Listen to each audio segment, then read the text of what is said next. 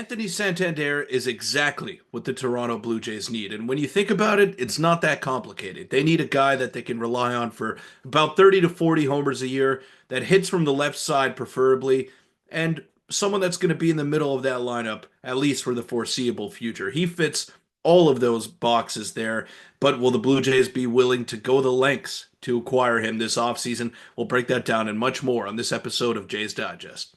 Welcome in, everybody, to Jay's Digest. I'm your host, Peter Vryonis, alongside host Nick Gosse. And before we get into the video, I want to let you know that it is brought to you by Rentals.ca, who are proud supporters of Team Canada. And while they've been supporting our national team defend their home court in international competition, they've also been helping thousands of Canadians find their home floors all across the country, whether you're in Toronto, Vancouver, Montreal, Ottawa, Calgary, Halifax, Winnipeg. It doesn't matter. Rentals has you covered. Yeah, from coast to coast, they have a ton of options to find the perfect place and price for you. The website is clean, easy to use. You can pinpoint exactly on the map where you want to move, finding all the available options in your area. So find your home court with Rentals.ca and check out the link in the pinned comment as well as the description down below. And thank you again to Rentals.ca for supporting us, supporting Team Canada, and supporting you guys in finding the best rentals across the country. Now, Peter, there's a lot to go over today. Reports are flying surrounding Anthony Santander, and you mentioned how he would be a perfect fit for this team. I agree. But it's going to, according to reports, take a fifth year. He is seeking a 5-year deal. Free agent slugger Anthony Santander is one of the top power bats on the market this winter and has drawn interest from the Red Sox and the Blue Jays, according to Jon Heyman. And he also writes that the Yankees now have interest in the slugger, but a report has come out that he is looking and seeking a 5-year contract in free agency. So this is very intriguing because we were thinking about how it might take 4 years at 90 million, 4 years at 80 million. It is coming out now that if the Jays or any team is willing to give him a 5-year deal, I'd assume at 20, 25 million AAV, then the switch hitter who hits for power would be and is going to be a Blue Jay if they're willing to go to that length. But according to these reports here, and we have some other ones from Jon Heyman as well, 5-year deal is what Anthony Santander is looking at. That's a pretty hefty price tag that you're placing on a guy that, in for lack of a better word, is a one-trick pony. And it's no disrespect to him. I mean, the Blue Jays would gladly take him on their roster. I would gladly take Anthony Santander on the Blue Jays because he does one thing and he does that thing very well, which is hit for power. And he's a switch hitter to boot. So that is something that's very attractive, in my opinion, if I'm the Blue Jays front office. So I definitely think that while he has his deficiencies as a player, he is 29 years old. He is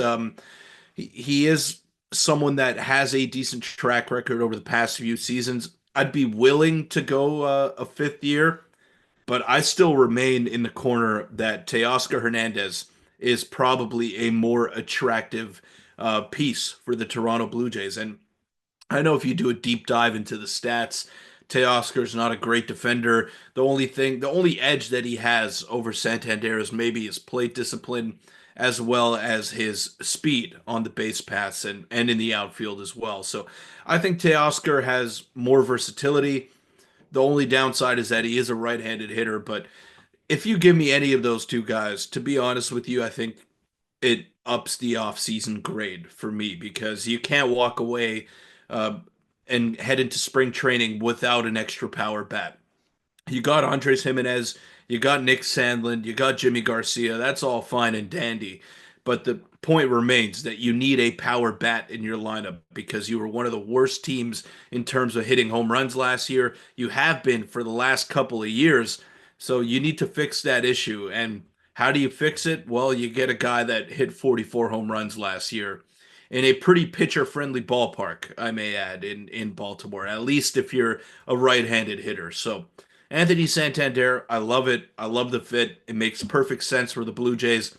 Whether it takes 5 years, whether it takes 4 years, I say you get it done. Yeah, and you mentioned, we'll get into the kind of comparison of Teoscar and Santander in a minute here, but Jon Heyman yesterday came out and said, you can see in the second jot note here, a pretty huge update. Santander and Teoscar are very likely pieces to look at for the Red Sox, and he says, we'll most likely sign the one that does not go to the Blue Jays. So Jon Heyman is implying and assuming, again, he's a Scott Boras guy, that one of Santander or Teoscar Hernandez are going to go to the Toronto Blue Jays. Now, whatever one, if he doesn't go to the Jays, the Red Sox are going to be pursuing. So that's a very encouraging sign if you're a Jays fan, because obviously you want one of them. Corbin Burns is still yet to sign as of the time of recording, which is a little bit ridiculous.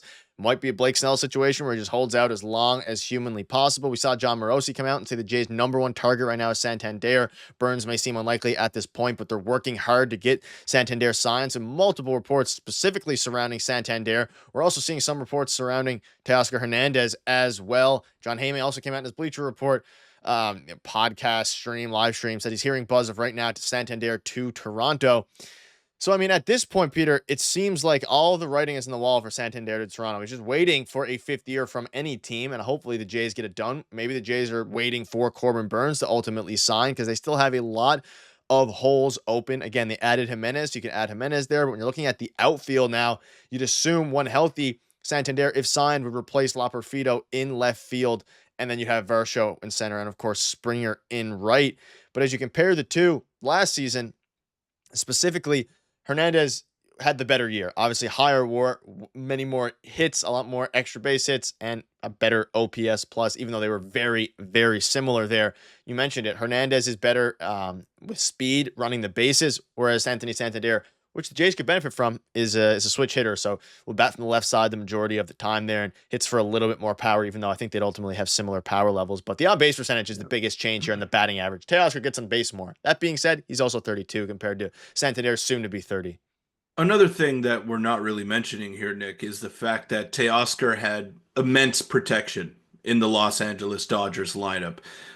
No disrespect to the Baltimore Orioles, but they're not running out a team that has Ohtani, Mookie Betts, and Freddie Freeman in the lineup every single day, and Will Smith as well, who had a down season. So Teoscar started off the year kind of hitting in the 5-6 hole for them. Then he moved his way up. He became one of their more crucial pieces, which is an interesting development to look at. And is the better overall player, but I think his stats may have been a little bit inflated due to the fact that he was playing on such a loaded Los Angeles Dodgers team and the fact that he is a few years older as well. So it's I think he's a better overall player than Santander, but I think if Santander was hitting in the middle of that Dodgers lineup, I don't know if his on base percentage would increase that drastically, but we might see a few better power numbers, might see a few more RBIs in his favor. We might see a bit of a better batting average because he just sees more pitches to hit. So